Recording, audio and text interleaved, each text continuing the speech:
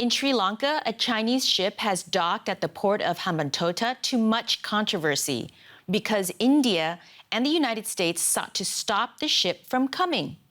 According to the Pentagon, that class of vessels is operated by the Chinese military and can be used to monitor satellite, rocket, and ballistic missile launches. China says the ship is a science ship that conducts marine research. Ultimately, the government permitted the ship's entry.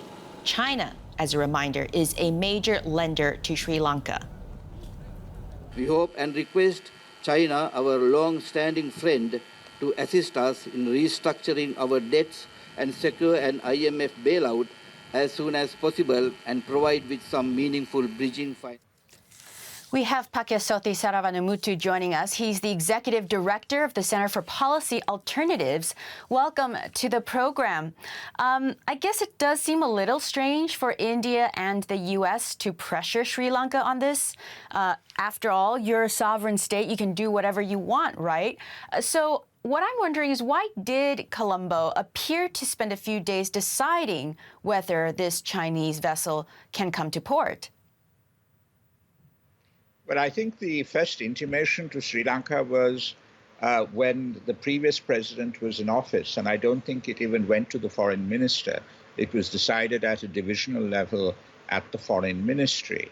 So I think what Sri Lanka wanted to do was to establish a kind of cooling off period in which it could rebalance relations between China and India. And so with the ship coming, India has given us two planes.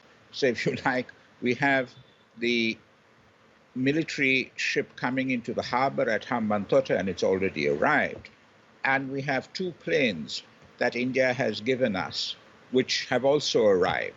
I mean, the point I think here is that Sri Lanka wants to maintain an independent, non-aligned foreign policy.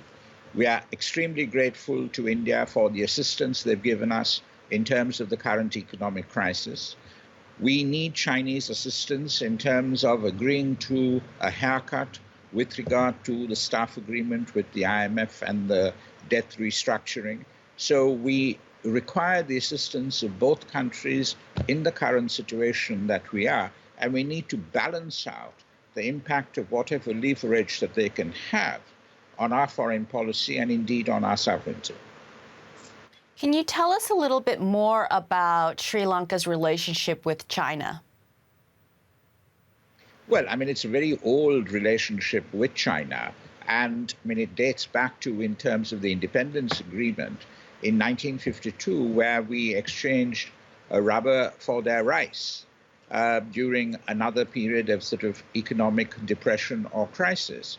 So the relationship has been very good. It got a lot better and probably got imbalanced in China's favor when the Rajapaksas relied upon the Chinese for diplomatic protection against the war crimes allegations in international fora, and also for infrastructural development, a fair amount of which were vanity projects.